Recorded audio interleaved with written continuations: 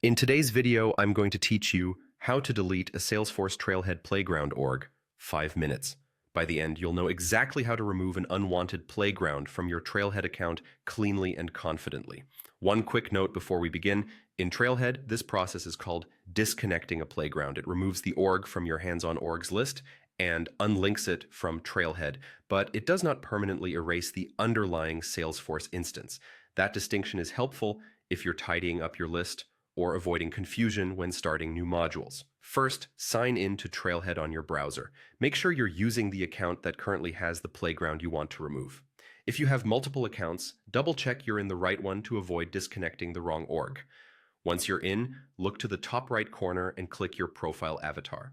That opens a menu with options related to your account. From that menu, choose Hands-on Orgs. This page is your hub for every org you've connected to Trailhead, including standard playgrounds created during modules and projects. On the Hands-on Orgs page, find the specific playground you want to remove. Take a moment to confirm you've got the correct one. Names can be similar, so use details like the org alias or username to make sure it's the right playground. If you're unsure, you can briefly open it in a new tab to verify it's not tied to something you still need. When you're certain, click the disconnect button next to that playground. This action tells Trailhead to unlink the org from your profile so it no longer appears as a selectable playground. It won't impact your badges or points, and it won't delete module progress that's already earned. A confirmation prompt will appear. Read it carefully, then confirm to proceed. After you confirm, the playground should disappear from your hands-on orgs list. If it still shows, refresh the page to update the view. That's it. The playground is now removed from your Trailhead list. If you disconnected the wrong org by mistake, don't worry.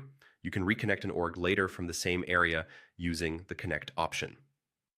And if your ultimate goal is to permanently retire an org, remember that disconnection in Trailhead isn't a hard delete. It simply breaks the link.